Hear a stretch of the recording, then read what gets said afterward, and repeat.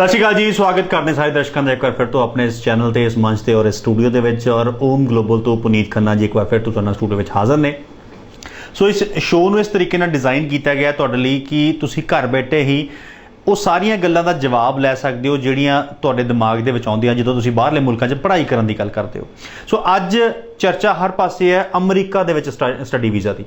हर एक कंसलटेंट अमरीका का study visa नूं प्रमोट कर रहा है। क्यों? क्योंकि काफ़ी लंबे समय तो बाद करीब 1.5 सालों तो बाद अमरीका का स्टडी वीज़ा खुला है और बहुत सारे वीज़े तुसीं ओम ग्लोबल के सोशल प्लेटफॉर्म्स से फेसबुक से देख भी चुके हो।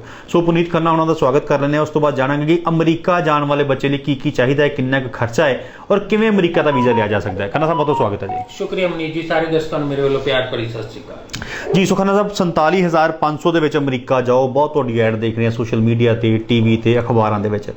सो की राज है 47,500 का? कुछ लोग तो सगों हसते हैं, मैं सोशल मीडिया के कमेंट भी पढ़े कि 47,500 तो कहते इतने इंडिया च नहीं पढ़िया जाता, तो 47,500 च अमरीका किवें पढ़िया जाऊगा? भाजी ये पढ़ाई की तो आप हजे गल ही नहीं की ना। ये तो वो प्रोसैस है जो तक तुसी वीज़ा लैना है, अंबैसी तक जान नूं भी तुहानूं 2-3 खर्चे जिहड़े हैगे आ करने पैंदे आ। सर्विस दी फीस देनी पैंदी है उन्हां दे होमलैंड सिक्योरिटी डिपार्टमेंट नूं, अंबैसी दी फीस देनी पैंदी है। बेसिकली सब तो पहला मोटिव तुहाडा की हैगा कि वीज़ा लैना, अंबैसी तक पहुंचना और वीज़ा ग्रांट करना। सो मनीष जी 47,500 की जिहड़ी गल हैगी ना, वो 47,500 की ऐड दे नाल ये भी लिखिया कि यूनीवर्सिटी की फीस तुसी अमरीका जाके देनी है। अमेरिका कल्ली कंट्री है जिथे तुसी यूनीवर्सिटी कॉलेज दे विच जिथे दाखला लिया, जिथे दा वीज़ा लिया, उत्थे दी फीस तुसी उत्थे पहुंच के दे सकते हो। तुसी इत्थे जान तो पहला भी अपनी टीटी कर सकते हो, बैंक ड्राफ्ट नाल बना के लेके जा सकते हो। सो जिहड़ी तुसी गल कहते हो कि लोग हसदे ने कि 47,500 तो इत्थे नहीं पढ़िया जा सकता, बिल्कुल नहीं पढ़िया जा सकता, उत्थे भी नहीं पढ़िया जा सकता। ये तो प्रोसीजरल फीस है जिहड़ी तुहाडी लगदी है। I-20 की फीस हर यूनीवर्सिटी लैंदी है, वक्रे वक्रे चार्जिस ने। इहदे विच सर्विस की फीस है $350 जो कि 26-27,000 रुपया वो बन जाती है। इहदे विच $160 अंबैसी की फीस हैगी है। तुसीं अंबैसी अपेयर होने तो पहला इत्थे बैंक दे विचों पैसे जमा कराने हो। जे इस सारी चीज़ नूं तुसीं कैलकुलेट कर लो, इस 47,500 रुपया वो बनता है जो नॉमिनल चार्ज कि जिहदे बिना तुसीं इंटरव्यू दे मोहरे अंबैसी दे विच वीज़ा ऑफिसर के सामने जाके खड़े भी नहीं हो सकते। सो तुसीं तां कहंदे कि लोकी हसदे पे, मैं तो देखो देखी देख रहा सीगा लोकां दे सोशल मीडिया प्लेटफॉर्म्स ते, जिद्दां पहलां भी हुंदा कि दुनिया फॉलो करना शुरू कर दिंदी है। किसी ने इहनूं 44,000 करना शुरू करता, किसी ने इहनूं 52,000 करता, किसी ने इहनूं 50,000 करता, किसी ने 60,000 करता। सो वक्रे वक्रे तरीके दे नाल भी लोकां ने इहनूं अग्गों फड़ के साडे 47,500 नूं अग्गे प्रमोट करना शुरू करता। सो अमेरिका दा एक जिहड़ा रौला, और अज दी डेट च भी तुसीं मैनूं एजेंट दिखाओ, कंसलटेंट दिखाओ जिहदे कोल वीज़े ने USA दे दिखाने वाले। मेरे ऑफिस किसी भी ब्रांच विजिट कर लो, लगे हुए फ्रैश वीज़े इन्हां दिनां दे, अज दा, कल दा, परसों दा। मैं ये नहीं कहता कि रीसेंट हुणे ही कोई पासपोर्ट आया होगा, पर पिछले एक हफ्ते दे अंदर अंदर दे वीज़े तुहानूं जरूर देखण नूं मिल जूगे और तुसीं भी अपना वीज़ा उस तरीके दे नाल, इस तरीके नाल अप्लाई कर सकते जी। सो दर्शकों दस दी कि फोन लाइनस असीं खोल दित्तियां ने क्योंकि प्रोग्राम दे विच शुरुआती 2-3 मिनट असीं कोशिश कर देंगे अपनी गल तुहाडे तक रख सकीए। अज असीं शो च की दसना है ਉਹਦੇ बारे चर्चा कर सकीए। हुण फोन लाइनस खुल चुकियां ने, तुसीं अगर घर बैठे हुण भी फोन करते हो, तुहाडा फोन स्टूडियो दे विच आउंदा है, तुहानूं मौके ते आंसर दिता जाता है कि तुहाडा बच्चा एलीजिबल है या नहीं है, या तुसीं एलीजिबल हो या नहीं हो। घर बैठे इस लाइव प्रोग्राम दे विच कॉल कर सकते हो ताकि तुहाडे सवाल साडे तक पहुँच पाउण। अमूमन की हुंदा जो तुसीं कॉल करते हो तो दफ्तरां दे विच कॉल वजदी है टैलीकॉलर्स दे कोल, उन्हां कोल जिन्ना क ज्ञान हुंदा है वो उन्नी क इन्फॉर्मेशन तुहानूं दिंदे आ। अल्टीमेटली अज खन्ना साहब नूं इस करके इत्थे लैके आया कि बहुत लंबा तजर्बा है अमरीका नूं लैके, कैनेडा नूं लैके, आस्ट्रेलिया नूं लैके, UK नूं लैके। तुसीं किसी भी कंट्री का सवाल अज इस मुल्क के इस शो दे विच किसी भी मुल्क का सवाल पूछ सकते हो। सो कॉल्स आने शुरू हो गए ने 9261 9267 नंबर पर तुसीं भी कॉल कर सकते हो और अपना सवाल पूछ सकते हो। स्वागत है जी, कौन बोल रहे हो? सत श्री अकाल जी। सत श्री अकाल जी, नाम दसो अपना। सर हरिंदर गल कर रहे हैं जी। हरिंदर जी सवाल पूछो जी। सर मैं ये पूछना सी कि मैं 2012 विच +2 की थी। ठीक है जी। की मैं आस्ट्रेलिया जा सकदा? 2012 +2 नहीं हरिंदर जी, 2012 तुसी +2 कीती है, उस तो बाद हुण तक तुसी जो भी कीता होवे, जे ग्रेजुएशन नहीं कीती तुसी आस्ट्रेलिया नहीं जा सकदे जी। इस गैप दी जस्टिफिकेशन नहीं मिल सकदी जी। और दर्शकों दस दे कि जेकर सवाल इस शो दे विच अज दे शो दे सवाल पूछने ते अमरीका नूं लैके पूछे जाण, अमरीका किवें जाया जा सकता है, अमरीका नूं लैके सवाल इस मंच ते अज असीं एक्सैप्ट करांगे। सो हरिंदर जी आस्ट्रेलिया दे विच तुसीं नहीं जा सकदे क्योंकि 2012 दे विच तुसीं +2 कीती है। हाँ जे तुहाडे च बोलण दा कॉन्फिडेंस हैगा है, सो खन्ना साहब लगदा कि जेकर ये चंगा बोल सकदी है तो ਅਮਰੀਕਾ ਜਾ ਸਕਦੇ? ਦੇਖੋ ਬਿਲਕੁਲ ਜਾ ਸਕਦੇ ਆ। ਮੈਂ ਅੱਗੇ ਵੀ ਨਾ ਇੱਕ ਚੀਜ਼ ਕਹਿੰਦਾ ਹੁੰਦਾ, ਮੈਂ ਕੱਲ ਟੀਮ ਦੇ ਨਾਲ ਬੈਠਾ ਸਾਰੀਆਂ ਐਪਲੀਕੇਸ਼ਨਸ ਦੇ ਉੱਤੇ ਕੰਮ ਕਰਦਾ ਸੀਗਾ, ਬਹੁਤ ਸਾਰੇ ਸਟੂਡੈਂਟਸ ਦੀਆਂ ਅਪਾਇੰਟਮੈਂਟਸ ਨੇ ਅਗਲੇ ਕੁਝ ਦਿਨਾਂ ਦੇ ਵਿੱਚ ਅੰਬੈਸੀ ਦੀ। ਸੋ ਗੈਪ ਜਿਹੜਾ ਹੈਗਾ ਵਾ ਪੜ੍ਹਾਈ ਦੇ ਵਿੱਚ ਬੜੀ ਆਮ ਜੀ ਗੱਲ ਹੈ। ਅਸੀਂ ਜੇ ਪੰਜਾਬ ਦੀ ਗੱਲ ਕਰ ਲਈਏ, ਸੋ ਕਈ ਸਟੂਡੈਂਟਸ ਨੇ 2018 pass out, 17 pass out, 19 pass out, 2 ਸਾਲ 3 ਸਾਲ 4 ਸਾਲ ਦਾ ਗੈਪ ਹੈਗਾ। ਹੁਣ ਇਹਨੂੰ ਨਾ ਬੜੀ ਇਹ ਸਪੈਸੀਫਿਕ ਜਿਹੀ ਸਿਚੁਏਸ਼ਨਸ ਹੁੰਦੀਆਂ, ਮੈਂ ਇਹਦਾ ਜਵਾਬ ਦੇਣਾ। ਤੇ ਮੈਂ ਕੱਲ ਟੀਮ ਨੂੰ ਵੀ ਇਹ ਕਹਿੰਦਾ ਸੀ, ਕਹਿੰਦੀ सर उसके बाद ना एक कुड़ी मैंने कहती कि सर 2018 के बाद उसने कुछ नहीं किया। मैं कहा इदा नहीं हुंदा कि किसी बंदे ने कुछ नहीं किया। 2018 तो 2021 तक जो बंदा पहुंचा, दैट मीनस उसदी जिंदगी चो 3 साल बीते है। कोई छलांग तो मार के 2018 तो 21 तक नहीं पहुंच गया।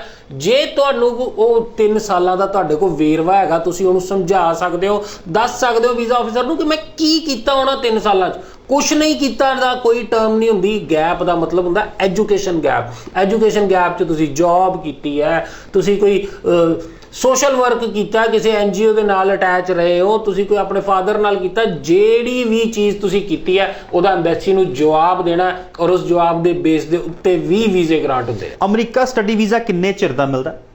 ਇਹਦੇ ਵਿੱਚ ਬੱਚਾ ਕੰਮ ਕਿੰਨਾ ਚਿਰ ਕਰ ਸਕਦਾ ਹੈ, ਔਰ ਪੜ੍ਹਾਈ ਖਤਮ ਹੋਣ ਤੋਂ ਬਾਅਦ ਬੱਚੇ ਕੋ ਸੈਟਲਮੈਂਟ ਦੇ ਕੀ ਚਾਂਸਸ ਆਤੇ? ਦੇਖੋ F1 ਵੀਜ਼ਾ ਹੁੰਦਾ ਜਿਹੜਾ USA ਦਾ ਸਟੂਡੈਂਟ ਵੀਜ਼ਾ, ਉਹਨੂੰ F1 ਵੀਜ਼ਾ ਕਹਿੰਦੇ ਆ। ਬੜਾ ਸਿੰਪਲ ਕਲੀਅਰ ਕੱਟ ਹੈਗਾ। ਜਿਵੇਂ ਕਿ USA ਦਾ ਵਿਜ਼ਟਰ ਵੀਜ਼ਾ ਨਾ ਕੋਈ ਬੰਦਾ ਅਪਲਾਈ ਕਰਦਾ ਉਹਨੂੰ 10 ਸਾਲ ਦਾ ਹੀ ਮਿਲਦਾ ਹੈ ਨਾ, ਇਦਾਂ ਹੀ F1 ਵੀਜ਼ਾ ਦਾ ਜਿਹੜਾ USA ਨੇ ਰੱਖਿਆ ਹੋਇਆ ਕਿ ਤੁਹਾਨੂੰ 5 ਸਾਲ ਦਾ ਵੀਜ਼ਾ ਹੀ ਮਿਲਣਾ ਹੈ। ਤੁਹਾਡੀ ਜਿਹੜੀ ਐਜੂਕੇਸ਼ਨ ਹੈ, ਹੋ ਸਕਦਾ ਤੁਸੀਂ ਬੈਚਲਰਸ 'ਚ ਚੱਲੇ ਹੋ, ਬੈਚਲਰ 3 ਸਾਲ ਦੀ ਵੀ ਹੈਗੀ ਹੈ, 4 ਸਾਲ ਦੀ ਵੀ ਹੈਗੀ ਹੈ। ਹੋ ਸਕਦਾ ਤੁਸੀਂ ਮਾਸਟਰਸ 'ਚ ਚੱਲੇ ਹੋ, 1 ਸਾਲ ਦੀ ਵੀ ਹੈ, 2 ਸਾਲ ਦੀ ਵੀ ਹੈ। ਇਰਰਿਸਪੈਕਟਿਵ ਕਿ ਡਿਊਰੇਸ਼ਨ ਤੁਹਾਡੇ ਕੋਰਸ ਦੀ ਕਿੰਨੀ ਹੈਗੀ ਹੈ, ਤੁਹਾਨੂੰ ਵੀਜ਼ਾ F1 ਵੀਜ਼ਾ ਜਿਹੜਾ ਗ੍ਰਾਂਟ ਹੁੰਦਾ ਉਹ 5 ਸਾਲ ਦਾ ਵੀਜ਼ਾ ਹੀ ਗ੍ਰਾਂਟ ਹੁੰਦਾ। ਉਸ ਤੋਂ ਬਾਅਦ ਅੱਗੇ ਆ ਜੀ ਆਪਾਂ ਕਿ ਅੱਗੇ ਸੈਟਲਮੈਂਟ ਦੇ ਕੀ ਚਾਂਸਸ ਹੁੰਦੇ। ਦੇਖੋ ਬਹੁਤ ਸਾਰੇ ਸਟੂਡੈਂਟਸ ਜਦੋਂ 2015-16 ਦੇ ਵਿੱਚ ਜਿਹੜੇ ਸਟੂਡੈਂਟਸ ਗਏ, ਅੱਜ ਵੀ ਉਹਨਾਂ ਦੇ ਕੋਰਸਿਸ ਮੁੱਕਣ ਵਾਲੇ ਨੇ ਜਾਂ ਮੁੱਕ ਗਏ ਨੇ ਕਈ ਸਟੂਡੈਂਟਸ ਦੇ। F1 ਵੀਜ਼ੇ ਤੋਂ ਬਾਅਦ ਉੱਥੇ ਵੀ ਵਰਕ ਪਰਮਿਟ ਮਿਲਦਾ, ਉੱਥੇ ਵੀ ਪੋਸਟ ਸਟੱਡੀ ਵਰਕ ਵੀਜ਼ਾ ਦੀਆਂ ਆਪਸ਼ਨਸ ਹੈਗੀਆਂ, ਜਿਹਨੂੰ H1B ਵੀਜ਼ਾ ਕਹਿੰਦੇ ਆ, ਜਿਹੜਾ ਸਿੱਧਾ ਵਰਕ ਪਰਮਿਟ ਹੁੰਦਾ, ਜਿਹਦੇ ਬਹੁਤ ਸਾਰੇ ਲੋਕ ਇੱਥੋਂ ਦੀ ਵੈਸੇ ਵੀ ਕੰਮ ਕਰਨ ਦੇ ਤਰੀਕੇ ਦੇ ਨਾਲ ਉੱਥੇ ਜਾਂਦੇ ਆ। ਸੋ ਉਹ ਆਪਸ਼ਨ ਹੈ ਅੱਗੇ ਜਾ ਕੇ ਸੈਟਲਮੈਂਟ ਦੀ। H1B ਵੀਜ਼ਾ ਤੇ ਤੁਸੀਂ ਆ ਜਾਂਦੇ ਹੋ, ਕਿਸੇ ਇੰਪਲੋਇਰ ਦੇ ਨਾਲ ਆ ਗਏ, ਉਹਦੇ ਡਾਕੂਮੈਂਟਸ ਦੇ ਨਾਲ ਆ ਗਏ, ਫਿਰ ਅੱਗੇ ਚੱਲ ਕੇ ਤੁਸੀਂ ਉਹਨੂੰ ਆਪਣਾ ਗ੍ਰੀਨ ਕਾਰਡ ਔਰ ਰੈਜ਼ੀਡੈਂਸੀ ਵਾਲੇ ਪਾਸੇ ਅੱਗੇ ਤੋਰ ਸਕਦੇ ਹੋ। ਜੀ ਸੋ ਕਹਿੰਦਾ ਇੱਕ ਚੀਜ਼ ਹੋਰ ਦੱਸੋ, ਇੱਥੇ ਜਦੋਂ ਬੱਚਾ ਪੜ੍ਹਾਈ ਕਰਦਾ ਹੈ, 5 ਸਾਲ ਦਾ ਵੀਜ਼ਾ ਮਿਲ ਗਿਆ, 3 ਸਾਲ ਦੀ ਆਪਾਂ ਕਹਿੰਦੇ ਕਿ ਬੱਚੇ ਨੂੰ ਕੋਰਸ ਮਿਲਦਾ ਹੈ, ਕੀ ਪੜ੍ਹਾਈ ਦੇ ਨਾਲ ਵੀ ਬੱਚਾ ਕੰਮ ਕਰ ਸਕਦਾ? ਦੇਖੋ ਪੜ੍ਹਾਈ ਦੇ ਨਾਲ ਜਿਹੜੀਆਂ ਯੂਨੀਵਰਸਿਟੀਜ਼ ਤੁਸੀਂ ਜਾਂਦੇ ਹੋ, ਔਨ ਕੈਂਪਸ ਇੰਪਲੋਇਮੈਂਟ ਜਿਹੜੀ ਹੈਗੀ ਆ ਉਹ ਤੁਹਾਨੂੰ ਅਲਾਉਡ ਹੁੰਦੀ ਹੈ। ਕੈਂਪਸ ਦੇ ਵਿੱਚ ਤੁਹਾਨੂੰ ਕੰਮ ਮਿਲ ਜਾਂਦਾ, ਜਿਹਦੇ ਵਿੱਚ ਜਿਹਨੂੰ ਆਪਾਂ ਕਹਿੰਦੇ ਆ ਕਿ ਤੁਹਾਨੂੰ ਵੋਲੰਟਰੀ ਵਰਕ ਜਿਹੜਾ ਹੁੰਦਾ ਵਾ ਉਹ ਤੁਹਾਨੂੰ ਮਿਲ ਜਾਂਦਾ ਕੈਂਪਸ ਦੇ ਵਿੱਚ। ਉਹਦੇ ਪੈਸੇ ਵੀ ਮਿਲਦੇ, ਇਦਾਂ ਨਹੀਂ ਉਹਦੇ ਪੈਸੇ ਨਹੀਂ ਮਿਲਦੇ, ਬਟ ਅਲਟੀਮੇਟਲੀ ਯੂਨੀਵਰਸਿਟੀ ਤੋਂ ਬਾਹਰ ਜਿਹੜੀ ਵਰਕਿੰਗ ਰਾਈਟਸ ਹੈਗੇ ਆ ਉਹ ਲੀਗਲੀ ਤੁਸੀਂ ਕੰਮ ਕਰਨਾ ਅਲਾਉਡ ਨਹੀਂ ਹੈਗੇ ਜੀ। ਔਰ ਇਹਦੇ ਵਿੱਚ ਕੀ ਹਸਬੈਂਡ ਵਾਈਫ ਜਾ ਸਕਦੇ ਜਾਂ ਸਿੰਗਲ? ਬਿਲਕੁਲ ਹਸਬੈਂਡ ਵਾਈਫ ਜਾ ਸਕਦੇ ਆ ਜੀ। ਬਹੁਤ ਸਾਰੇ ਕੇਸਿਸ ਨੇ, ਅਸੀਂ ਪਹਿਲਾਂ ਵੀ ਹਸਬੈਂਡ ਵਾਈਫ ਐਜ਼ ਦੋਵੇਂ ਇਕੱਠੇ ਗਏ ਆ ਕਿ F1 ਵੀਜ਼ਾ ਤੇ F2 ਵੀਜ਼ਾ ਦੇ ਉੱਤੇ ਡਿਪੈਂਡੈਂਟ ਤੇ ਵਾਈਫ ਦੋਨੋਂ ਸਟੂਡੈਂਟ ਦੋਨੋਂ ਇਕੱਠੇ ਜਾਂਦੇ ਨੇ। ਸੋ ਇਹਦੇ ਵਿੱਚ ਵੀ ਅੱਜ ਵੀ ਉਹੀ ਚੀਜ਼ ਹੈ, ਸੇਮ ਆਪਸ਼ਨ ਹੈ, ਬਟ ਦੋਨਾਂ ਜਣਿਆਂ ਨੇ ਜੇ ਵੀਜ਼ਾ ਅਪਲਾਈ ਕਰਨਾ, ਦੋਨੋਂ ਜਣਿਆਂ ਦੀ ਐਮਬੈਸੀ ਜਾ ਕੇ ਇੰਟਰਵਿਊ ਹੋਏਗੀ, ਦੋਨੋਂ ਜਣਿਆਂ ਨੂੰ ਆਪਣੇ ਆਪਣੇ ਜਵਾਬ ਦੇਣੇ ਪੈਣਗੇ। ਉਹ 'ਚ ਕਈ ਵਾਰੀ ਕੀ ਹੁੰਦਾ ਕਿ ਸਟੂਡੈਂਟ ਕਹਿੰਦਾ ਕਿ ਮੈਂ ਪਹਿਲਾਂ ਇਕੱਲੇ ਨੇ ਜਾਣਾ, ਉਸ ਤੋਂ ਬਾਅਦ ਮੇਰੇ ਹਸਬੈਂਡ ਨੇ ਜੁਆਇਨ ਕਰਨਾ, ਔਰ ਕਈ ਵਾਰੀ ਦੋਨੋਂ ਇਕੱਠਾ ਵੀ ਅਪਲਾਈ ਕਰ ਦਿੰਦੇ। ਨਮਸਕਾਰ ਸਰ।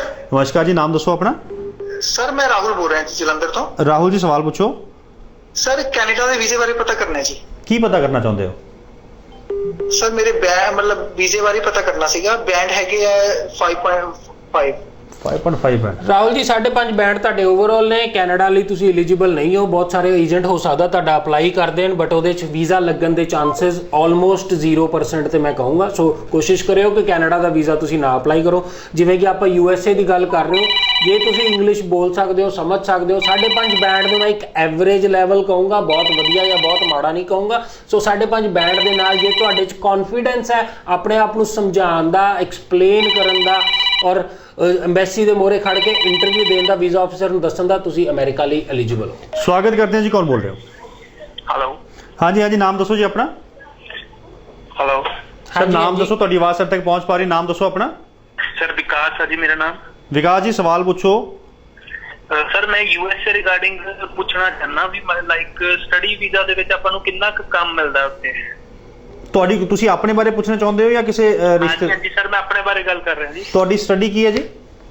ਸਰ ਮੈਂ ਗ੍ਰੈਜੂਏਸ਼ਨ ਕੀਤੀ ਹੈ, BCom ਕੀਤੀ ਹੈ, 2018 ਪਾਸ ਆਊਟ ਆ ਜੀ। 2018 ਆਇਲਸ ਕੀਤੀ ਹੈ ਤੁਸੀਂ ਵਿਕਾਸ ਜੀ? ਹਾਂਜੀ ਹਾਂਜੀ ਸਰ। ਆਇਲਸ ਕੀਤੀ ਹੋਈ ਹੈ ਤੁਸੀਂ? ਨਹੀਂ ਜੀ, ਆਇਲਸ ਨਹੀਂ ਕੀਤੀ ਹੈਗੀ, ਵਿਦਆਊਟ ਆਇਲਸ ਕਰਨਾ ਸੀਗਾ। ਇੰਗਲਿਸ਼ ਆਉਂਦੀ ਹੈ ਤੁਹਾਨੂੰ? ਹਾਂਜੀ ਸਰ। ਫਿਰ ਆਇਲਸ ਕਿਉਂ ਨਹੀਂ ਕਰਦੇ? ਆਇਲਸ ਕਰ ਲਓ ਸਰ। ਆਇਲਸ ਲਈ ਐਕਚੁਅਲੀ ਬੰਦ ਸੀਗਾ ਆਇਲਸ, ਇਸ ਕਰਕੇ ਆਇਲਸ ਨਹੀਂ ਕੀਤੀ ਹੈਗੀ। ਰਾਈਟ ਜੀ। ਸੋ ਬੇਸਿਕਲੀ ਮੇਰਾ ਇਹ ਸਵਾਲ ਪੁੱਛਣ ਦਾ ਮਕਸਦ ਇਹੀ ਸੀਗਾ ਕਿ ਆਇਲਸ ਕਿਉਂ ਨਹੀਂ ਤੁਸੀਂ ਕੀਤੀ, ਕਿਉਂਕਿ ਵਿਦਆਊਟ ਇੰਗਲਿਸ਼ ਨਹੀਂ ਤੁਸੀਂ ਵੀਜ਼ਾ ਅਪਲਾਈ ਕਰ ਸਕਦੇ। ਵਿਦਆਊਟ ਆਇਲਸ ਤੁਸੀਂ ਵੀਜ਼ਾ ਅਪਲਾਈ ਕਰ ਸਕਦੇ ਹੋ। ਕਿ ਬੰਦ ਸੀਗਾ, ਜਿਵੇਂ ਕਿ ਵਿਕਾਸ ਨੇ ਕਿਹਾ ਕਿ ਬੰਦ ਸੀਗਾ, ਇਸ ਕਰਕੇ ਮੈਂ ਪੇਪਰ ਲਈ ਅਪੇਅਰ ਨਹੀਂ ਕੀਤਾ। ਸੋ ਵਿਦਆਊਟ ਆਇਲਸ ਤੁਸੀਂ ਅਪਲਾਈ ਕਰ ਸਕਦੇ ਹੋ। ਐਡਮਿਸ਼ਨ ਵੀ ਹੁੰਦੀ ਹੈ, ਵੀਜ਼ਾ ਵੀ ਗ੍ਰਾਂਟ ਹੁੰਦਾ, ਬਟ ਇੰਗਲਿਸ਼ ਲੈਂਗੁਏਜ ਪ੍ਰੋਫੀਸ਼ੀਐਂਸੀ ਤੁਹਾਡੀ ਚੰਗੀ ਹੋਣੀ ਚਾਹੀਦੀ ਹੈ। 2 ਤੋਂ 3 ਮਿੰਟ ਅੰਬੈਸੀ ਦੇ ਮੂਹਰੇ ਖੜ ਕੇ ਤੁਹਾਨੂੰ ਇੰਟਰਵਿਊ ਦੇਣੀ ਪੈਣੀ ਹੈ। ਇੰਗਲਿਸ਼ ਦੇ ਵਿੱਚ ਆਪਣਾ ਸਮਝਾਉਣਾ ਪੈਣਾ, ਆਪਣੀ ਜੀਵਨੀ ਕਹਿ ਲਓ, ਆਪਣਾ ਪਾਸਟ ਕਹਿ ਲਓ, ਆਪਣੀ ਪ੍ਰੀਵੀਅਸ ਐਜੂਕੇਸ਼ਨ ਕਹਿ ਲਓ, ਪ੍ਰੀਵੀਅਸ ਵਰਕ ਐਕਸਪੀਰੀਅੰਸ ਕਹਿ ਲਓ, ਆਪਣੇ ਬਾਰੇ ਤੁਹਾਨੂੰ ਆਪਣੀ ਹਰ ਚੀਜ਼ ਜੇ ਸਮਝਾਉਣ ਦੀ क्षमता ਹੈਗੀ ਤੁਹਾਡੇ 'ਚ, ਕੌਨਫੀਡੈਂਸ ਹੈਗਾ ਤੁਹਾਡੇ 'ਚ, ਦੈਨ ਇਹ ਕੰਟਰੀ ਤੁਹਾਡੇ ਲਈ ਖੁੱਲੀ ਹੈ। ਜੀ ਸੁਖਨਾ ਸਾਹਿਬ ਕੋਲ ਕਾਲਜ ਜੁੜ ਚੁੱਕੇ ਨੇ। ਸਵਾਗਤ ਹੈ ਜੀ, ਕੌਣ ਬੋਲ ਰਹੇ ਹੋ? ਸਤਿ ਸ਼੍ਰੀ ਅਕਾਲ ਜੀ। ਸਤਿ ਸ਼੍ਰੀ ਅਕਾਲ ਜੀ ਸਰ, ਮੈਂ ਜਗਰਾਉਂ ਤੋਂ ਸਾਹਿਲ ਗੱਲ ਕਰ ਰਿਹਾ। ਸਾਹਿਲ ਜੀ, ਸਵਾਲ ਪੁੱਛੋ। ਹਾਂਜੀ ਸਰ, ਮੈਂ ਪੋਸਟ ਗ੍ਰੈਜੂਏਸ਼ਨ ਬਾਰੇ USA 'ਚ ਮਤਲਬ ਸਟੱਡੀ ਵੀਜ਼ਾ ਲੈਣੀ ਸੀ, ਪੋਸਟ ਗ੍ਰੈਜੂਏਸ਼ਨ ਕਰਨੀ ਸੀ। ਮਤਲਬ ਮੇਰੀ ਹੁਣੀ ਅਗਲੇ ਸਾਲ ਰੀਸੈਂਟਲੀ ਨਾ ਗ੍ਰੈਜੂਏਸ਼ਨ ਖਤਮ ਹੋ ਜਾਣੀ ਹੈ। ਅਗਲੇ ਸਾਲ ਗ੍ਰੈਜੂਏਸ਼ਨ ਖਤਮ ਹੋਣੀ ਹੈ? ਹਾਂਜੀ ਹਾਂਜੀ। ਫਿਰ ਕਹਿੰਦਾ ਸਾਹਿਬ ਪਲੱਸ 2 ਦੇ ਬੇਸ ਤੇ ਅਪਲਾਈ ਕਰ ਸਕਦੇ ਨਹੀਂ ਜੀ ਨਹੀਂ, ਬਿਲਕੁਲ ਨਹੀਂ ਕਰਨਾ ਚਾਹੀਦਾ ਪਲੱਸ 2 ਦੇ ਬੇਸ ਤੇ, ਕਿਉਂਕਿ 2 ਸਾਲ 3 ਸਾਲ ਅਗਲੇ ਨੇ ਲਾ ਲਏ ਆਪਣੀ ਗ੍ਰੈਜੂਏਸ਼ਨ ਲਈ। ਸੋ ਬਿਲਕੁਲ ਕੀ ਨਾਮ ਦੱਸਿਆ ਸੀ ਇਹਨਾਂ ਨੇ? ਤੁਸੀਂ ਆਪਣਾ ਸਾਹਿਲ, ਤੁਸੀਂ ਸਾਹਿਲ ਜਾ ਸਕਦੇ ਹੋ, ਆਪਣਾ ਗ੍ਰੈਜੂਏਸ਼ਨ ਕੰਪਲੀਟ ਕਰੋ। ਗ੍ਰੈਜੂਏਸ਼ਨ ਕੰਪਲੀਟ ਕਰਨ ਤੋਂ ਬਾਅਦ ਆਪਣਾ ਪੋਸਟ ਗ੍ਰੈਜੂਏਸ਼ਨ ਲਈ ਤੁਸੀਂ ਅਪਲਾਈ ਕਰ ਸਕਦੇ ਹੋ ਵੱਖਰੀਆਂ ਵੱਖਰੀਆਂ ਯੂਨੀਵਰਸਿਟੀਜ਼ ਦੇ ਵਿੱਚ। BCom ਕਰ ਰਹੇ ਹੋ ਤੁਸੀਂ? ਕਿਹੜੇ ਸਟਰੀਮ 'ਚ ਕਰ ਰਹੇ ਹੋ ਗ੍ਰੈਜੂਏਸ਼ਨ? ਸਰ ਮੈਂ BSc ਕਰ ਦਵਾਂਗੀ। BSc ਕਰ ਰਹੇ ਹੋ। ਸੋ BSc ਤੁਸੀਂ ਕਰ ਰਹੇ ਹੋ, ਉਸ ਤੋਂ ਬਾਅਦ ਤੁਸੀਂ MSc ਕਰ ਸਕਦੇ ਹੋ ਕਿਸੇ ਵੀ ਸਟਰੀਮ 'ਚ, ਜਾਂ ਇੱਕ ਬੜਾ ਕਾਮਨ ਮਾਸਟਰਸ ਜਿਹੜੀ ਹੁੰਦੀ ਹੈ, ਜਿਹੜੀ ਅੱਜ ਦੀ ਡੇਟ ਦੇ ਵਿੱਚ ਹਰ ਬੰਦਾ ਕਰਨਾ ਚਾਹੁੰਦਾ ਕਿ ਮੈਂ MBA ਕਰ ਲਾਂ। ਇੱਕ ਇੰਜੀਨੀਅਰ ਜਿਹਨੇ BTech ਕੀਤੀ ਹੋਈ ਹੈ, ਇੱਕ BCom ਪਾਸ ਆਊਟ, ਇੱਥੋਂ ਤੱਕ ਕਿ MBBS ਵਾਲੇ ਡਾਕਟਰਸ ਵੀ ਅੱਜ ਦੀ ਡੇਟ ਦੇ ਵਿੱਚ ਕੰਸੀਡਰ ਕਰਨ ਲੱਗੇ ਕਿ ਅਸੀਂ MBA ਕਰ ਲਈਏ ਔਰ ਅੱਗੇ ਜਾ ਕੇ ਫਿਊਚਰ ਬ੍ਰਾਈਟ ਹੋਵੇ। ਸੋ ਤੁਸੀਂ ਆਪਣੀ ਬੈਚਲਰਸ ਖਤਮ ਕਰੋ। ਬੈਚਲਰਸ ਖਤਮ ਕਰਨ ਤੋਂ ਬਾਅਦ ਡੈਫੀਨੇਟਲੀ ਤੁਸੀਂ ਮਾਸਟਰਸ ਦੇ ਵਿੱਚ, ਪੋਸਟ ਗ੍ਰੈਜੂਏਸ਼ਨ ਦੇ ਵਿੱਚ ਉੱਥੇ ਦਾਖਲਾ ਲੈ ਸਕਦੇ ਹੋ। ਜੀ ਸੁਖਨਾ ਸਾਹਿਬ, ਕੀ ਇਹ ਵੀ ਜਿਵੇਂ ਮਾਸਟਰਸ ਲਈ ਜਾਣਗੇ ਤੇ ਇਹ ਵੀ 47,500 ਦੇ ਵਿੱਚ ਅਪਲਾਈ ਕਰ ਸਕਦੇ? ਨਹੀਂ ਜੀ, ਇਹ ਫਿਕਸਡ ਫੀਸਾਂ ਨੇ ਜਿਹੜੀਆਂ ਗਵਰਨਮੈਂਟ ਨੇ ਰੱਖੀਆਂ ਹੋਈਆਂ, ਇਹਦੇ ਵਿੱਚ ਕੋਈ ਚੇਂਜ ਨਹੀਂ। ਅੰਬੈਸੀ ਫੀਸ ਕਿਸੇ ਵੀ ਚੀਜ਼ ਲਈ ਤੁਸੀਂ ਅਪਲਾਈ ਕਰ ਦਿਓ ਉਨੀ ਹੈ। ਸਰਵਿਸ ਫੀਸ ਕਿਸੇ ਵੀ ਕੋਰਸ ਯੂਨੀਵਰਸਿਟੀ ਲਈ ਅਪਲਾਈ ਕਰ ਦਿਓ ਉਨੀ ਹੀ ਹੈ। ਯੂਨੀਵਰਸਿਟੀ ਦੀ ਸਿਰਫ I-20 ਦੀ ਫੀਸ ਦੇਣੀ। ਲੋਕ ਕਿਉਂ ਕਹਿੰਦੇ ਫਿਰ 10 ਲੱਖ ਰੁਪਏ 20 ਲੱਖ ਰੁਪਏ ਅਮਰੀਕਾ ਦੇ ਨਾਮ ਤੇ ਦੇ ਦਿਓ, ਅਮਰੀਕਾ 20 ਲੱਖ? ਦੇਖੋ, ਉਹ ਤਾਂ ਹੁਣ ਤਾਂ ਬਾਇਆ ਮੈਕਸੀਕੋ ਵੀ ਲੋਕੀ ਬਥੇਰੇ ਜਾਂਦੇ ਨੇ, ਉਹ ਤਾਂ 30 ਲੱਖ ਰੁਪਏ ਵੀ ਦਿੰਦੇ ਆ। ਸੋ ਗੱਲ ਤਾਂ ਇਹ ਹੈ ਕਿ ਤੁਸੀਂ ਕਿਸ ਤਰੀਕੇ ਨਾਲ ਜਾਣਾ ਚਾਹੁੰਦੇ ਹੋ, ਕਿੰਨੇ। ਜੀ ਸਵਾਗਤ ਹੈ ਜੀ, ਕੌਣ ਬੋਲ ਰਹੇ ਹੋ? ਹੈਲੋ ਹੈਲੋ, ਸਵਾਗਤ ਹੈ ਜੀ, ਕੌਣ ਗੱਲ ਕਰ ਰਹੇ ਹੋ? ਸਤਿ ਸ਼੍ਰੀ ਅਕਾਲ ਜੀ। ਸਤਿ ਸ਼੍ਰੀ ਅਕਾਲ ਜੀ ਭਾਜੀ, ਅੰਮ੍ਰਿਤਸਰ ਤੋਂ ਗੱਲ ਕਰ ਰਿਹਾ। ਸਵਾਲ ਪੁੱਛੋ ਜੀ। ਭਾਜੀ, ਆਪਣੇ ਬੇਟੇ ਬਾਰੇ ਪੁੱਛਣਾ ਸੀਗਾ। ਬੇਟਾ ਮੇਰਾ ਕਿੰਨੇ 'ਚ ਕੀਤੀ ਗ੍ਰੈਜੂਏਸ਼ਨ?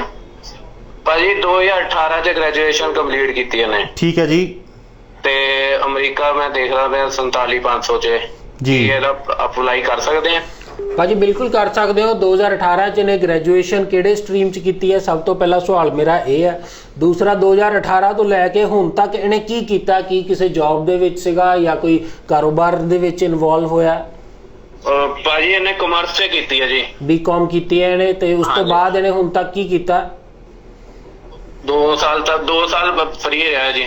1 ਸਾਲ ਇਹਨੇ ਟ੍ਰੇਨਿੰਗ ਕੀਤੀ ਹੋਈ ਹੈ, 2 ਸਾਲ ਫਰੀ ਰਿਹਾ। ਠੀਕ ਹੈ ਭਾਜੀ, ਜਿਹੜੀ 1 ਸਾਲ ਟ੍ਰੇਨਿੰਗ ਕੀਤੀ ਹੈ ਉਹਦੀ ਡਿਟੇਲ ਹੋਣੀ ਚਾਹੀਦੀ ਹੈ, ਔਰ 2 ਸਾਲ ਜਿਹੜਾ ਫ੍ਰੀ ਵੀ ਰਿਹਾ, ਜਿਵੇਂ ਮੈਂ ਪਹਿਲਾਂ ਵੀ ਕਿਹਾ, ਕੁਛ ਨਾ ਕੁਛ ਹਰ ਬੰਦੇ ਨੇ ਜ਼ਰੂਰ ਕੀਤਾ ਹੁੰਦਾ। ਚਾਹੇ ਉਹ ਰਿਸਰਚ ਕੀਤੀ ਹੋਵੇ ਕਿ ਮੈਂ ਕੀ ਕਰਨਾ, ਚਾਹੇ ਉਹ ਪਲੈਨਿੰਗ ਕੀਤੀ ਹੋਵੇ ਕਿ ਮੈਂ ਕੀ ਕਰਨਾ, ਚਾਹੇ ਆਇਲਸ ਦੀ ਤਿਆਰੀ ਕਰਨ ਦੇ ਵਿੱਚ ਵੀ ਸਾਲ ਗੁਜ਼ਾਰਤਾ ਹੋਏ। ਤੁਹਾਨੂੰ ਜੇ ਇਹ ਸਮਝਾਉਣਾ ਆਉਂਦਾ ਕਿ ਮੈਂ ਉਸ ਟਾਈਮ ਡਿਊਰੇਸ਼ਨ ਦੇ ਵਿੱਚ ਕਿਸ ਤਰੀਕੇ ਨਾਲ ਉਹ ਟਾਈਮ ਇਸਤੇਮਾਲ ਕੀਤਾ, ਉਹ ਕਰ ਸਕਦਾ। ਸੋ ਬਿਲਕੁਲ ਭਾਜੀ, ਤੁਹਾਡਾ ਬੇਟਾ ਐਲੀਜੀਬਲ ਹੈ, ਅਪਲਾਈ ਕਰ ਸਕਦਾ, ਮਾਸਟਰਸ ਕਰਨ ਜਾ ਸਕਦਾ ਹੈ, MBA ਕਰਨੀ ਚਾਹੁੰਦਾ ਉਹ MBA ਲਈ ਜਾ ਸਕਦਾ, ਜਾਂ ਜਿਵੇਂ ਆਇਲਟਸ ਨਹੀਂ ਕੀਤੀ ਹੋਈ ਨੇ, ਆਇਲਟਸ ਕਰਨੀ ਪਏਗੀ? ਨਹੀਂ ਭਾਜੀ, ਆਇਲਟਸ ਨਹੀਂ ਕਰਨੀ ਪਏਗੀ, ਪਰ ਅੰਗਰੇਜ਼ੀ ਬੋਲਣੀ ਪਏਗੀ। ਸਭ ਤੋਂ ਪਹਿਲਾਂ ਅਸੀਂ ਦੇਖਾਂਗੇ ਕਿ ਇਹਦਾ ਇੰਗਲਿਸ਼ ਦਾ ਲੈਵਲ ਕਿਸ ਤਰੀਕੇ ਦਾ। ਜੇ ਤਾਂ ਸਾਨੂੰ ਲੱਗਦਾ ਹੈ ਕਿ ਇੰਗਲਿਸ਼ ਦਾ ਲੈਵਲ ਇਹਦਾ ਠੀਕ ਹੈ, ਇੰਟਰਵਿਊ ਦੇ ਸਕਦਾ, ਕੌਨਫੀਡੈਂਸ ਹੈ, ਕਿਉਂਕਿ ਜਦੋਂ ਗ੍ਰੈਜੂਏਸ਼ਨ ਕੀਤੀ ਹੁੰਦੀ ਹੈ ਕੁਛ ਕੌਨਫੀਡੈਂਸ ਤੁਹਾਡੇ ਜ਼ਰੂਰ ਆ ਜਾਂਦਾ। ਇੱਕ +2 ਦੇ ਕੰਪੈਰੀਟਿਵਲੀ ਗ੍ਰੈਜੂਏਟ ਬੱਚੇ ਨੇ ਜਦੋਂ 3 ਸਾਲ ਹੋਰ ਕਾਲਜ ਯੂਨੀਵਰਸਿਟੀ ਦੇ ਵਿੱਚ ਲਾਏ ਹੁੰਦੇ ਆ, ਸੋ ਤੁਹਾਡਾ ਕੌਨਫੀਡੈਂਸ ਲੈਵਲ ਔਰ ਇੰਗਲਿਸ਼ ਦਾ ਲੈਵਲ ਆਟੋਮੈਟਿਕਲੀ ਇਨਕਰੀਜ਼ ਹੁੰਦਾ। ਅੱਛਾ ਖੰਨਾ ਸਾਹਿਬ, ਜਿਵੇਂ ਆਪਾਂ ਅਕਸਰ ਗੱਲਾਂ ਕਰਦੇ ਹਾਂ ਕਿ ਤੁਸੀਂ ਕਹਿੰਦੇ 18 ਪਾਸ ਆ, ਕੋਈ ਗੱਲ ਨਹੀਂ, ਅੰਗਰੇਜ਼ੀ ਬੋਲ ਸਕਦਾ ਤਾਂ ਵੀਜ਼ਾ ਲੈ ਸਕਦਾ ਹੈ। 12 ਪਾਸ ਬੱਚੇ ਦਾ ਹੈ ਜਿਹੜਾ ਕਹਿੰਦਾ ਮੈਂ ਆਸਟ੍ਰੇਲੀਆ ਜਾਣਾ, ਤੁਸੀਂ ਕਹਿੰਦੇ ਆਸਟ੍ਰੇਲੀਆ ਤਾਂ ਨਹੀਂ ਜਾ ਸਕਦਾ, ਜੇਕਰ ਅੰਗਰੇਜ਼ੀ ਬੋਲ ਕੇ ਦੱਸ ਸਕਦਾ 2 ਤੋਂ 3 ਮਿੰਟ ਤੇ ਅਮਰੀਕਾ ਜਾ ਸਕਦਾ। ਸੋ ਕੀ ਅਮਰੀਕਾ ਕੋਈ ਗੈਪ ਨਹੀਂ ਵੇਖਦਾ, ਕੋਈ ਨੰਬਰ ਨਹੀਂ ਵੇਖਦਾ, ਕੋਈ ਆਈਲੈਟਸ ਨਹੀਂ ਵੇਖਦਾ? ਕਿੱਡਾ ਸੌਖਾ ਵੀਜ਼ਾ ਅਮਰੀਕਾ ਦਾ? ਨਹੀਂ ਭਾਜੀ, ਬਿਲਕੁਲ ਇਦਾਂ ਨਹੀਂ ਹੈਗਾ, ਬਿਲਕੁਲ ਸਾਰਾ ਕੁਝ ਦੇਖਦਾ। ਗੈਪ ਦੇਖਦਾ, ਗੈਪ ਦੇ ਕਰਕੇ ਵੀ ਲੋਕਾਂ ਦਾ ਵੀਜ਼ਾ ਰਿਫਿਊਜ਼ ਹੁੰਦਾ, ਸਿਰਫ ਉਹਨੂੰ ਪਤਾ ਨਹੀਂ ਲੱਗਦਾ ਕਿ ਮੇਰਾ ਵੀਜ਼ਾ ਗੈਪ ਕਰਕੇ ਰਿਫਿਊਜ਼ ਹੋਇਆ। ਜਦੋਂ ਤੁਸੀਂ ਐਕਸਪਲੇਨੇਸ਼ਨ ਜਾਂ ਜਸਟੀਫਿਕੇਸ਼ਨ ਨਹੀਂ ਦੇ ਸਕੇ ਆਪਣੀ ਚੀਜ਼ ਦੀ, ਦੱਸ ਹੀ ਨਹੀਂ ਸਕੇ ਕਿ ਇਹ ਗੈਪ ਕਿਉਂ ਹੈ, ਕਿਉਂਕਿ ਗੈਪ ਸਿਰਫ ਐਜੂਕੇਸ਼ਨ ਗੈਪ ਹੁੰਦਾ ਹੈ। मैं बड़ी बारी ये चीज़ समझा चुका कि पिछली पढ़ाई कदों सी, अगली पढ़ाई कदों सी, वो गैप एजुकेशन गैप है। जिंदगी के साल तो नहीं ना उठ गए, वो साल तुसीं समझाने है कि मैं उन्होंने सालों दे विच की कीता। डेफिनेटली वीज़ा ऑफिसर भी देखता है कि की इंटेंशन जैनुअन है। तुसीं कहो कि जी मैं 2016 च 12वीं की, हुण मैं अमरीका जाके पढ़दा, डेफिनेटली वीज़ा ऑफिसर भी कहता कि भाई की मतलब हुण सुत्ता उठिया 6 साल बाद कहना कि मैं हुण दोबारा ग्रैजुएशन भी करनी और वो भी हुण अमेरिका जाके करनी है। सो इदां दे केसेस वीज़े डेफिनेटली रिफ्यूज़ होंदे है जी। सो खन्ना साहब एक और कॉल ले लिए, स्वागत है जी। मेरा नाम निशा है, मैंने 12th क्लियर की है और ग्रेजुएट हूँ। मैं अमेरिका जा सकती हूँ? ग्रेजुएशन कदों की है जी? मार्च 2021 में। मार्च 2021 यूएस जाना चाहते हैं? बिल्कुल जा सकते हो निशा जी। आयल्स कीता तुसीं? नहीं। इंग्लिश आती है तुहानूं? इंग्लिश बोल लेंदे हो, समझ लेंदे हो? बिल्कुल। देखो मेन वही गल है, घूम फिर के सारे पासे यही आ जाता। मैं पहला भी क्या, विदाउट आयल्स यूएसए का वीज़ा अप्लाई हो सकता है, विदाउट इंग्लिश यूएसए का वीज़ा नहीं मिलता। मकसद तुहाडा वीज़ा अप्लाई करना नहीं, मकसद ये है कि तुहाडे सुपने पूरे होण, तुसीं वो वीज़ा अप्लाई करो और वो वीज़ा तुहानूं मिले। सो उहदे लई तुहानूं अपनी इंटरव्यू लई प्रिपेयर्ड होना पैना, तुहानूं अपना इंग्लिश का लैवल उत्थे रखना पैना जिथे तुहानूं उहनां दी इंग्लिश की कन्वरसेशन या इंग्लिश की एजुकेशन समझ लगे, तुसीं आंसर कर सको पहला जाके वीज़ा ऑफिसर में एम्बेसी इंटरव्यू और उस तो बाद उत्थे जाके पढ़ भी सको उस इंग्लिश लैंगुएज प्रोफिशिएंसी के अकॉर्डिंगली। सो बिल्कुल तुसी अप्लाई कर सकते हो, अपना इंग्लिश का लैवल आप जज कर लो, साढ़े को आओगे असी अपने लैवल ते जज कर लांगे, अपना कॉन्फिडेंस जज कर लो, डेफिनेटली वीज़ा लगता है। अच्छा कहना साहब, एक धारणा लोगों के विच आ, कोई कहता जी 12वीं तो बाद अमरीका का वीज़ा नहीं मिलता, घट्टो घट्ट ग्रैजुएट होवे, मास्टर कोर्स या पीजी ली जाए तो फिर वीज़ा मिलता है। कुछ लोग कहते जी +2 वाला बच्चा जाए एम्बेसी च तां वीज़ा दिंदे, जिहड़ा ऑलरेडी ग्रैजुएट है या जिन्हें पीजी की हुई उन्होंने वीज़ा नहीं मिलता। सो इहदे विच थोड़ा चलना पाओ। दोनों च वीज़ा मिलता है जी। देखो इदा नहीं है कि वीज़ा नहीं मिलता। इनफैक्ट मैं किसी यूनिवर्सिटी के नाल परसों रात की मेरी कॉल सी, मैं यूनिवर्सिटी नाल कॉल चल रही थी, तो मैं उन्होंने पुछ रहा सीगा कि बैचलर्स की की रिक्वायरमेंट है, मास्टर्स की की रिक्वायरमेंट है। बैचलर्स दे विच सगों 12वीं पास बच्चे लई ना बैचलर्स दे विच जाना ज़्यादा सौखा है उत्थे, क्योंकि बैचलर्स वाले नूं जिहड़ी एडमिशन हैगी है, बैचलर्स वाले नूं वो सौखी एडमिशन मिल जाती है। कुछ रूल दस रहे थे यूनिवर्सिटी वाले कि साडी जिहड़ी अंडर ग्रैजुएट के प्रोग्राम्स ने, it is an open kind of कुछ वर्ड उन्हें यूज़ किया सीगा, मैनूं भुल गया, कि उहदे कहण दा मतलब ये सीगा कि 40% नंबर वाला बच्चा भी तुसीं सानूं 12वीं वाला दोगे, असीं एक्सैप्ट करांगे। बट उस यूनिवर्सिटी नूं बच्चा आयल्स वाला चाहिए सी। सो वो क्राइटेरिया वखरा हर यूनिवर्सिटी। हाँ जी। On the other hand masters दे विच कई बारी तुहानूं की हुंदा कि बहुत सारिया यूनिवर्सिटीज़ तुहाडे तो वैस भी मंगण लग जांदियां कि तुहाडा जिहड़ा इत्थे दी क्वालिफिकेशन है उहनूं वैस कराओ, वैस करा के अप्लाई करो जी। सो यूनिवर्सिटियां दा लैवल क्राइटेरिया वखरा। स्वागत है जी, कौन बोल रहे हो? हेलो, स्वागत है जी, नाम दसो अपना। हाँ जी सर, मैं राहुल बठिंडा तो गल कर रहा। राहुल जी कितनी पढ़ाई की हुई है? सर मैं +2 की है 2017 च ते ग्रेजुएशन कर ली 2020 कंप्लीट हो गई तेरी? 2020 च। ओके, अमेरिका जाना चाहते हो? ग्रेजुएशन ਲਈ ਪੁੱਛਣਾ ਸੀਗਾ। अमेरिका जाना चाहते हो? हाँ जी, हाँ जी। आइलेट्स की है? नहीं सर, आइलेट्स नहीं की। इंग्लिश बोल सकते हो, समझ सकते हो? हाँ जी, हाँ जी। 2 ਤੋਂ 3 मिनट ਦੀ इंटरव्यू दे सकते हो? हाँ जी, हाँ जी जी। सो फिर अमेरिका जा सकते। सो अगेन वही चीज़ कि जे तुसी ग्रेजुएशन 2020 ਦੇ ਵਿੱਚ ਕੀਤੀ ਹੈ, ਤੁਸੀਂ ਉੱਥੇ ਮਾਸਟਰਸ ਕਰਨ ਜਾ ਸਕਦੇ ਹੋ। ਕਿਹੜੇ ਸਟਰੀਮ 'ਚ ਕੀਤੀ ਹੈ ਇਹਨਾਂ ਨੇ ग्रेजुएशन? ਜਿਹੜੀ ਗ੍ਰੈਜੂਏਸ਼ਨ ਕੀਤੀ ਤੁਸੀਂ ਆਰਟਸ 'ਚ ਕੀਤੀ ਹੈ, ਕਾਮਰਸ 'ਚ ਕੀਤੀ ਹੈ ਜਾਂ ਨਾਨ ਮੈਡੀਕਲ ਕੀਤੀ ਹੈ? ग्रेजुएशन मैं मल्टीमीडिया च ਕੀਤੀ ਹੈ ਤੇ ਆਰਟਸ ਕੀਤੀ ਹੈ ਉਹਦਾ +2 ਚ। +2 आर्ट्स ग्रेजुएशन मल्टीमीडिया। सो एक तरह बड़ा हैंड्स ऑन एक्सपीरियंस वाला प्रोग्राम हैगा। सो मल्टीमीडिया ਦੇ रिलेटेड बहुत सारे प्रोग्राम्स ਉੱਥੇ ਨੇ ਜਿੱਥੇ ਪੜ੍ਹ ਕੇ ਤੁਸੀਂ ਚੰਗੇ ਲੈਵਲ ਦੀਆਂ ਜੌਬਸ ਲੈ ਸਕਦੇ ਹੋ, ਜਿੱਥੇ ਪੜ੍ਹ ਕੇ ਤੁਸੀਂ ਇਸ ਤਰ੍ਹਾਂ ਦੇ ਐਕਸਪੀਰੀਅੰਸ ਦੇ ਨਾਲ ਇੱਥੇ ਆ ਸਕਦੇ ਹੋ। ਮੈਨੂੰ ਯਾਦ ਹੈ 2016 ਦੇ ਵਿੱਚ ਮੈਂ ਇੱਕ ਸਟੂਡੈਂਟ ਭੇਜਿਆ ਸੀਗਾ ਜਿਹੜਾ ਫਿਲਮ ਮੇਕਿੰਗ ਦੇ ਪ੍ਰੋਗਰਾਮ ਦੇ ਵਿੱਚ ਗਿਆ ਸੀਗਾ ਸੈਨ ਫਰਾਂਸਿਸਕੋ ਦੇ ਵਿੱਚ ਕਿਸੇ ਯੂਨੀਵਰਸਿਟੀ ਦੇ ਵਿੱਚ ਉਹ ਸਟੂਡੈਂਟ ਦਾ ਅਪਲਾਈ ਹੋਇਆ ਸੀ, ਜਿੰਨਾ ਕਿ ਮੈਨੂੰ ਯਾਦ ਹੈ। ਤਾਂ ਅੱਜ ਦੀ ਡੇਟ 'ਚ ਉਹਦੀ ਡਿਗਰੀ ਆਲਮੋਸਟ ਮੁੱਕਣ ਵਾਲੀ ਹੈ, ਤੇ ਥੋੜੇ 2-4 ਮਹੀਨੇ ਪਹਿਲਾਂ ਹੀ ਮੇਰੀ ਬਾਈ ਚਾਂਸ ਉਹਦੇ ਨਾਲ ਗੱਲ ਹੁੰਦੀ ਵੀ ਸੀ ਤੇ ਉਹ ਦਾਦਾ ਕਹਿੰਦਾ ਭਾਜੀ ਮੈਂ ਤਾਂ ਸਿੱਖ ਹੀ ਬੜਾ ਕੁਝ ਲਿਆ ਕਿ ਕਿਹੜੀ ਚੀਜ਼ ਮੈਂ ਪ੍ਰੋਡਕਸ਼ਨ ਤੇ ਡਾਇਰੈਕਸ਼ਨ ਆਪ ਹੀ ਆਪਣੇ ਲੈਵਲ ਤੇ ਕਰਨ ਲੱਗ ਗਿਆ। ਉਹਨੇ ਮੈਨੂੰ ਕੁਝ ਵੀਡੀਓਜ਼ ਭੇਜੀਆਂ ਆਪਣੀਆਂ ਕਿ ਆਹ ਦੇਖੋ ਇਹ ਮੈਂ ਆਪ ਤਿਆਰ ਕੀਤੀਆਂ ਵਾ, ਇਹ ਮੈਂ ਇਸ ਤਰੀਕੇ ਨਾਲ ਕੀਤਾ। ਸੋ ਬਹੁਤ ਲੈਵਲ ਆਫ ਐਜੂਕੇਸ਼ਨ ਜਿਹੜਾ ਹੈਗਾ, ਜਿਹੜੀ ਚੀਜ਼ ਤੁਸੀਂ ਸਿੱਖਦੇ ਹੋ ਨਾ, ਉਹ ਰੈਗੂਲਰਲੀ ਜਦੋਂ ਡੇ ਟੂ ਡੇ ਲਾਈਫ 'ਚ ਯੂਜ਼ ਕਰਦੇ ਹੋ ਉਦੋਂ ਪਤਾ ਲੱਗਦਾ ਕਿ ਯਾਰ ਮੈਂ ਜਿਹੜੀ ਪੜ੍ਹਾਈ ਕੀਤੀ ਸੀ, ਜਿਹੜੇ ਪੈਸੇ ਖਰਚੇ ਸੀ, ਉਹਦੀ ਕੋਈ ਮੈਨੂੰ ਵਰਥ ਮਿਲਦੀ ਪਈ ਹੈ। ਜੀ, ਸੋ ਦਰਸ਼ਕਾਂ ਨੂੰ ਫਿਰ ਤੋਂ ਦੱਸ ਦਈਏ ਕਿ ਓਮ ਗਲੋਬਲ ਤੋਂ ਪੁਨੀਤ ਖੰਨਾ ਚੜਨਾ ਸਟੂਡੀਓ ਵਿੱਚ ਹਾਜ਼ਰ ਨੇ। ਅੱਜ ਲਾਈਵ ਸ਼ੋਅ ਇਸੇ ਕਰਕੇ ਕਰ ਰਹੇ ਹਾਂ ਕਿ ਘਰ ਬੈਠੇ ਪੁਨੀਤ ਖੰਨਾ ਹੋਣਾ ਨਾਲ ਤੁਹਾਡੀ ਗੱਲ ਕਰਵਾ ਦਈਏ। ਸੋ ਖੰਨਾ ਸਾਹਿਬ, ਮੋਟੀਆਂ ਗੱਲਾਂ ਜਿੱਥੇ ਕਰੀਏ ਤੇ ਅਮਰੀਕਾ ਜਾਣ ਲਈ ਤੁਹਾਨੂੰ ਕੀ ਚੀਜ਼ਾਂ ਚਾਹੀਦੀਆਂ ਬੱਚੇ ਕੋਲੋਂ? ਬੱਚੇ ਦੀ ਕੁਆਲੀਫਿਕੇਸ਼ਨ ਕਿੰਨੀ ਚਾਹੀਦੀ ਹੈ, ਬੱਚਾ ਕਿੰਨਾ ਪੜ੍ਹਿਆ ਲਿਖਿਆ ਚਾਹੀਦਾ ਹੈ, ਔਰ ਪੈਸਾ ਉਹਦੀ ਜੇਬ 'ਚ ਕਿੰਨਾ ਚਾਹੀਦਾ? ਕਿ ਵਾਕਿਆ 47,500 ਲੱਗਣਾ ਤਾਂ 47,500 ਚਾਹੀਦਾ ਹੈ ਜਾਂ ਹੋਰ ਵੀ ਖਾਤਿਆਂ 'ਚ ਪੁਰਾਣੇ ਫੰਡ ਚਾਹੀਦੇ ਹੈ? ਬਿਲਕੁਲ, ਆਪਾਂ ਸਭ ਤੋਂ ਪਹਿਲਾਂ ਆ ਜਾਈਏ ਕਿ ਪਹਿਲਾ ਪ੍ਰੋਸੀਜਰ ਤੁਹਾਡਾ ਯੂਨੀਵਰਸਿਟੀ ਦੇ ਨਾਲ ਸ਼ੁਰੂ ਹੁੰਦਾ ਜਿੱਥੇ ਤੁਸੀਂ ਦਾਖਲਾ ਲੈਣਾ। ਸੋ ਜਦੋਂ ਤੁਸੀਂ ਸਾਨੂੰ ਚੋਇਸ ਦਿੰਦੇ ਹੋ ਕਿ ਜੀ ਮੈਂ ਸੈਨ ਫਰਾਂਸਿਸਕੋ ਜਾਣਾ ਹੈ, ਮੈਂ LA ਜਾਣਾ ਹੈ, ਜਾਂ ਮੈਂ ਨਿਊਯਾਰਕ ਜਾਣਾ ਹੈ, ਜਾਂ ਮੈਂ ਵਾਸ਼ਿੰਗਟਨ ਜਾਣਾ ਹੈ, ਸੋ ਜਦੋਂ ਤੁਸੀਂ ਉਹ ਚੋਇਸ ਦੇ ਦਿੰਦੇ ਹੋ ਉਹਦੇ ਅਕੋਰਡਿੰਗਲੀ ਤੁਹਾਨੂੰ ਯੂਨੀਵਰਸਿਟੀਜ਼ ਜਦੋਂ ਰੈਫਰ ਹੋ ਜਾਂਦੀਆਂ, ਫਿਰ ਯੂਨੀਵਰਸਿਟੀ 'ਚ ਤੁਸੀਂ ਪ੍ਰੋਗਰਾਮ ਦੱਸ ਦਿਓ ਡੈਫੀਨੇਟਲੀ ਕਿ ਤੁਸੀਂ ਕਿਹੜਾ ਪ੍ਰੋਗਰਾਮ ਪੜ੍ਹਨਾ ਚਾਹੁੰਦੇ ਹੋ। ਫਿਰ ਉਸ ਪ੍ਰੋਗਰਾਮ ਦੇ ਤਹਿਤ ਉਸ ਯੂਨੀਵਰਸਿਟੀ ਦੇ ਵਿੱਚ ਐਲੀਜੀਬਿਲਿਟੀ ਕ੍ਰਾਈਟੇਰੀਆ ਕੀ ਹੈ ਉਹ ਤੁਹਾਨੂੰ ਦੱਸਿਆ ਜਾਂਦਾ। +2 ਦੀ ਜੇ ਪਹਿਲਾਂ ਗੱਲ ਕਰ ਲਵਾਂ, +2 ਦੇ ਵਿੱਚ ਮੈਕਸਿਮਮ ਯੂਨੀਵਰਸਿਟੀਜ਼ ਦੇ ਵਿੱਚ ਪਰਸੈਂਟੇਜ ਦਾ ਕੋਈ ਲੰਬਾ ਚੌੜਾ ਕ੍ਰਾਈਟੇਰੀਆ ਨਹੀਂ ਹੈਗਾ। ਸੋ ਉਹ ਬੱਚਿਆਂ ਨੂੰ ਐਕਸੈਪਟੈਂਸ ਮਿਲਦੀ ਹੈ, ਬਟ ਕੁਝ ਯੂਨੀਵਰਸਿਟੀਆਂ ਸਿਰਫ ਇੰਗਲਿਸ਼ ਲੈਂਗੁਏਜ ਪ੍ਰੋਫੀਸ਼ੀਐਂਸੀ ਦੇ ਨਾਲ ਦਿੰਦੀਆਂ, ਔਰ ਉਹਦੇ ਵਿੱਚ ਜ਼ਰੂਰੀ ਨਹੀਂ ਕਿ IELTS ਹੀ ਚਾਹੀਦਾ। ਤੁਸੀਂ ਡੂਓਲਿੰਗੋ ਕੀਤਾ, ਇਨਫੈਕਟ ਮੈਨੂੰ ਯੂਨੀਵਰਸਿਟੀਜ਼ ਤੋਂ ਵੱਲੋਂ ਬੜੀ ਹੈਰਾਨੀ ਹੋਈ ਪਰਸੋਂ ਚੌਥ ਸੁਣ ਕੇ ਕਿ ਡੂਓਲਿੰਗੋ ਵੀ ਅਸੀਂ ਐਕਸੈਪਟ ਕਰਾਂਗੇ, ਟੋਫਲ ਵੀ ਐਕਸੈਪਟ ਕਰਾਂਗੇ, ਕਿ ਕਿਸੇ ਵੀ ਤਰ੍ਹਾਂ ਦਾ ਜਿਹੜਾ ਇੱਕ ਵੈਲੀਡੇਟਡ ਵਾਲਾ ਇੰਗਲਿਸ਼ ਪ੍ਰੋਫੀਸ਼ੀਐਂਸੀ ਦਾ ਟੈਸਟ ਹੈ, ਜੇ ਤੁਸੀਂ ਉਹ ਕੀਤਾ ਤੁਹਾਨੂੰ ਦਾਖਲਾ ਮਿਲ ਜਾਂਦਾ। ਮਾਸਟਰਸ ਦੇ ਵਿੱਚ ਜੇ ਆਪਾਂ ਆ ਜਾਈਏ, ਉਹਦੇ ਵਿੱਚ ਯੂਨੀਵਰਸਿਟੀਜ਼ ਦੀ ਰਿਕੁਆਇਰਮੈਂਟ ਕਈ ਵਾਰੀ ਬਹੁਤ ਹਾਈ ਹੋ ਜਾਂਦੀਆਂ ਜਾਂ ਐਟਲੀਸਟ ਬੈਚਲਰਸ ਨਾਲੋਂ ਵੱਧ ਹੈ। ਕਈ ਵਾਰੀ ਉਹ ਜਿੱਦਾਂ ਉੱਥੇ ਜਿਹੜੀ USA ਦੇ ਵਿੱਚ ਐਜੂਕੇਸ਼ਨ ਸਿਸਟਮ ਹੈ, ਗ੍ਰੇਡਿੰਗ ਸਿਸਟਮ ਹੈ, ਉਹ 4 GPA ਦੇ ਹਿਸਾਬ ਨਾਲ ਮੈਕਸਿਮਮ ਟਾਈਮਸ ਚੱਲਦਾ। ਸੋ ਉਸ ਦਿਨ ਯੂਨੀਵਰਸਿਟੀਜ਼ ਵੱਲੋਂ ਵੀ ਇਹ ਹੈ ਕਿ ਕੋਈ 3 ਮੰਗਦਾ, ਕੋਈ 3.2 ਮੰਗਦਾ। ਸੋ ਉਸ ਹਿਸਾਬ ਨਾਲ ਤੁਹਾਡੀ ਪਰਸੈਂਟੇਜ ਦੇ ਅਕੋਰਡਿੰਗਲੀ ਵੀ ਉਹ ਜਿਹੜੀ ਐਡਮਿਸ਼ਨ ਹੈਗੀ ਹੈ ਉਹ ਕਰਾਈ ਜਾਂਦੀ ਹੈ। ਕਈ ਯੂਨੀਵਰਸਿਟੀਜ਼ ਵੈਸ ਵੀ ਮੰਗਦੀ ਹੈ। ਉਹਦੇ ਵਿੱਚ ਵੈਸ ਦਾ ਮਤਲਬ ਕੀ ਹੁੰਦਾ ਕਿ ਤੁਹਾਡੀ ਕੁਆਲੀਫਿਕੇਸ਼ਨ ਜਿਹੜੀ ਹੈਗੀ ਹੈ ਨਾ, ਉਹਦੀ ਇਵੈਲੂਏਸ਼ਨ ਕਰਾਈ ਜਾਂਦੀ ਹੈ ਕਿ ਅਮਰੀਕਨ ਸਟੈਂਡਰਡਸ ਦੇ ਹਿਸਾਬ ਨਾਲ ਤੁਸੀਂ ਕਿੱਥੇ ਸਟੈਂਡ ਕਰਦੇ ਹੋ। ਉਹ ਕੁਆਲੀਫਿਕੇਸ਼ਨ ਸਟੈਂਡ ਕਰਦੀ ਹੈ। ਕਈ ਯੂਨੀਵਰਸਿਟੀਆਂ ਐਡਮਿਸ਼ਨ ਦਿੰਦੀਆਂ, ਕਈ ਯੂਨੀਵਰਸਿਟੀਜ਼ ਨਹੀਂ ਵੀ ਵੈਸਟ ਚਾਹੀਦੀ। ਠੀਕ ਹੈ ਸਾਹਿਬ, ਕਾਲ ਲੈ ਲਈ। ਮੈਨੂੰ ਲੱਗਦਾ ਪ੍ਰੋਗਰਾਮ ਦਾ ਸਮਾਂ ਘੱਟ ਰਿਹਾ। ਸਵਾਗਤ ਹੈ ਜੀ, ਕੌਣ ਬੋਲ ਰਹੇ ਹੋ? ਹੈਲੋ, ਹਾਂਜੀ ਸਵਾਗਤ ਹੈ ਜੀ। ਸਰ ਮੈਂ ਲੁਧਿਆਣੇ ਤੋਂ ਗੱਲ ਕਰਦਾ ਪਿਆ ਜੀ। ਜੀ, ਨਾਮ ਦੱਸੋ ਜੀ।